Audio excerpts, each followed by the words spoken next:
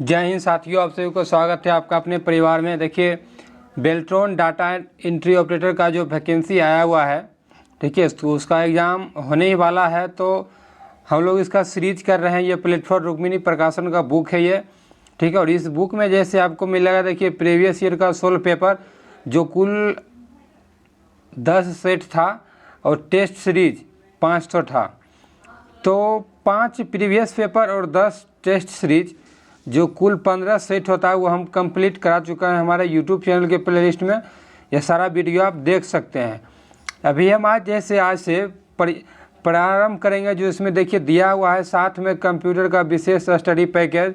तो वो study package को हम लोग देखेंगे ताकि इससे आपको वन लाइनर एग्ज़ाम में प्रश्न आएंगे और काफ़ी हेल्पफुल होगा आपके स्कोर को इंक्रीज करने में। चलिए वीडियो के अंत तक बने रहेगा। देखिए स्टार्ट करते हैं। आज पहला टॉपिक है कंप्यूटर का पैकेज, ठीक है। कंप्यूटर देखिए लैटिन भाषा में कंप्यूट शब्द से बना है। कंप्यूटर लैटिन भाषा में कंप्यूट शब्द से बना है, जिसका अर्थ होता है गणना करना। और अतः कंप्यूटर का शाब्दिक अर्थ है गणना करने वाला मशीन, ठीक है। कंप्यूटर शब्द का लैटिन भाषा है कंप्यूट और इसका अर्थ होता है गणना करना, ठीक है। चलिए अगला देखिए वन लाइनर क्वेश्चन। इसको बिल्कुल आप ध्यान से देखिए, हम 2 बार पढ़ करके बताएंगे। आप ध्यान से सुनिएगा तो बिल्कुल आपको याद हो जाएगा। यहीं पे कंप्यूटर को हिंदी भाषा में संगणक कहा जाता है। कंप्यूटर को हिंदी भाषा में क्या कहा जाता है? तो संगणक, ठीक है। अगला टॉपिक है कंप्यूटर एक इलेक्ट्रॉनिक उपकरण है जो डेटा को इनपुट द्वारा ग्रहण कर दिए गए अनुदेशों के अनुसार उस पर कार्य करके हम आउटपुट प्रदान करते हैं। देखिए कंप्यूटर एक इलेक्ट्रॉनिक उपकरण है। कंप्यूटर कैसा उपकरण है? तो इलेक्ट्रॉनिक उपकरण, जिसको मशीन कहते हैं, जो डेटा को इनपुट द्वारा ग्रहण करके दिए गए अनुदेशों के अनुसार उस पर कार्य करके हमें आउटपुट प्रदान करता है, ठीक है। अगला है देखिए, कह रहा है कि वह कमांड जो कंप्यूटर को ये बताते हैं कि उसे क्या करना चाहिए, उसे निर्देशन मतलब इंट्रोडक्शन कहा जाता है, ठीक है। क्वेश्चन है वह कमांड जो कंप्यूटर को ये बताते हैं कि उसे क्या करना चाहिए, उसको क्या कहा जाता है? तो उसको निर्देश यानी कि इंट्रोडक्शन कहा जाता है। अगला पॉइंट देखिए, एक मशीन के रूप में कंप्यूटर तथा जुड़े हुए अन्य सभी उपकरणों जिसे हम छूकर महसूस कर सकते हैं उसे हार्डवेयर कहते हैं, और जिसको हम छू नहीं सकते हैं उसको सॉफ्टवेयर कहते हैं। क्वेश्चन है कि एक मशीन के रूप में कंप्यूटर तथा जुड़े हुए अन्य सभी उपकरण जिसे हम छूकर महसूस करते हैं उसे क्या कहता है? तो उसे हार्डवेयर कहा जाता है, ठीक है। अगला देखिए है कि कंप्यूटर की संरचना, स्ट्रक्चर ऑफ कंप्यूटर। पॉइंट है सभी प्रकार के कंप्यूटर एक ही प्रकार के मूल तार्किक संरचना का अनुसरण करता है, ठीक है। अगला है देखिए, समान रूप से कंप्यूटर कितने बेसिक इकाइयों में बने होते हैं? तो 3 बेसिक इकाइयों में। पहला है सीपीयू जिसको प्रोसेसर कहा जाता है, दूसरा है आउटपुट इकाई और तीसरा है आउटपुट और इनपुट, ठीक है। पहला है सीपीयू, दूसरा है इनपुट, तीसरा है आउटपुट। देखिए सीपीयू कुछ इस तरह से बना हुआ रहता है।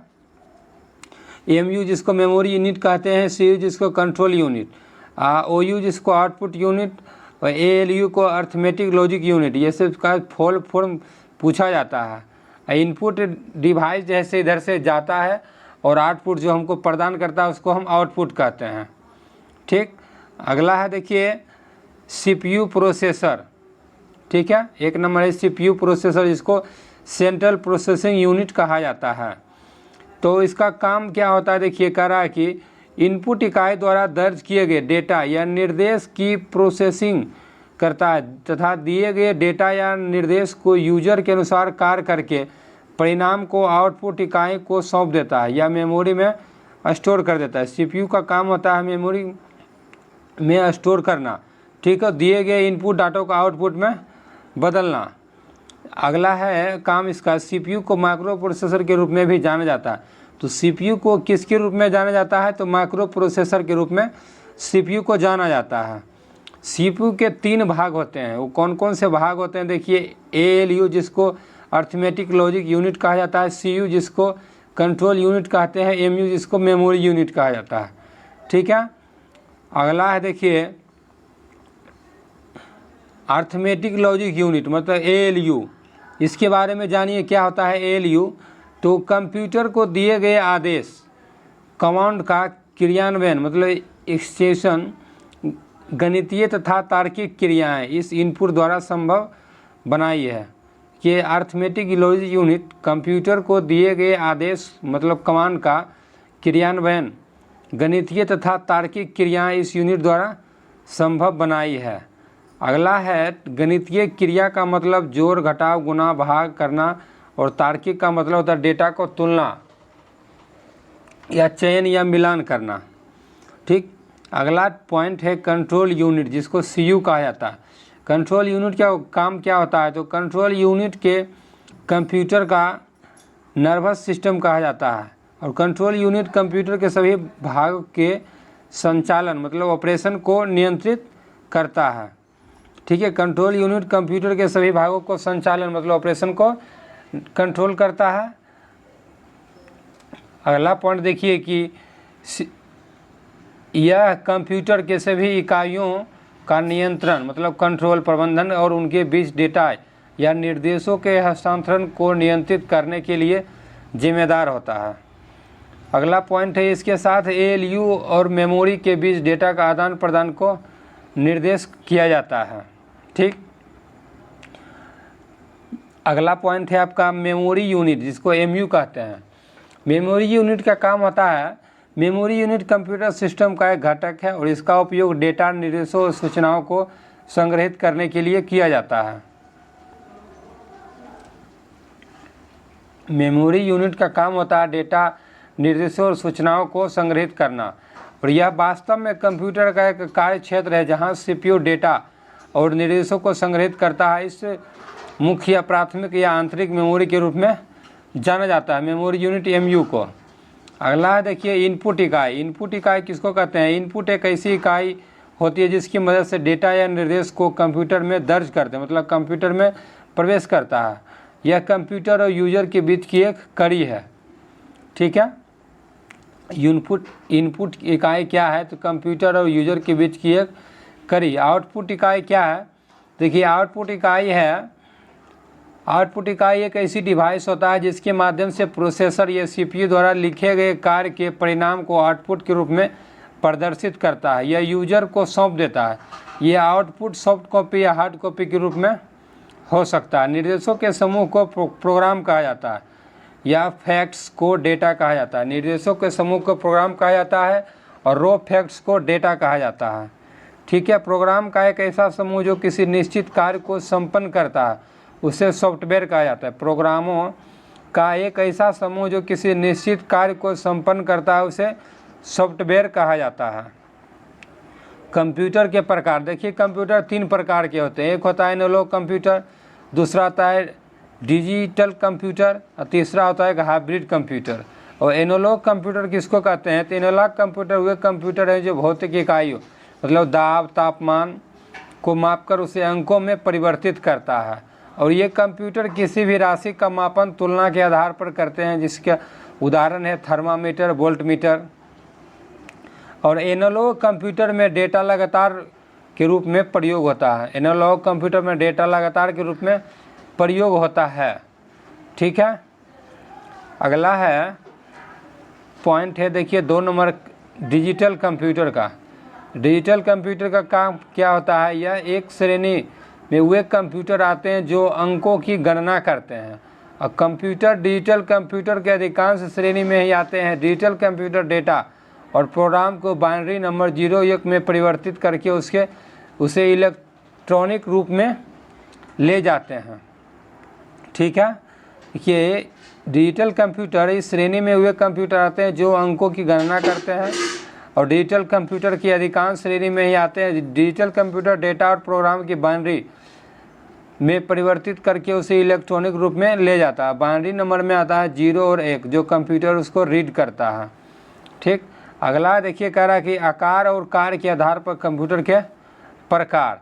एक में होता है मेन फ्रेम, और दूसरा होता है मिनी कंप्यूटर, तीसरा होता है सुपर कंप्यूटर।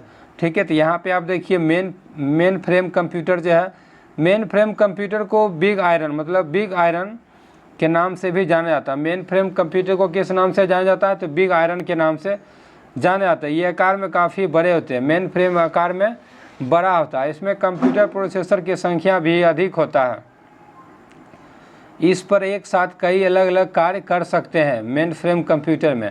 इसमें मल्टी यूज़र सिस्टम लगा होता है। मेन फ्रेम कंप्यूटर सिस्टम में कैसा सिस्टम लगा होता है? तो मल्टी यूज़र सिस्टम।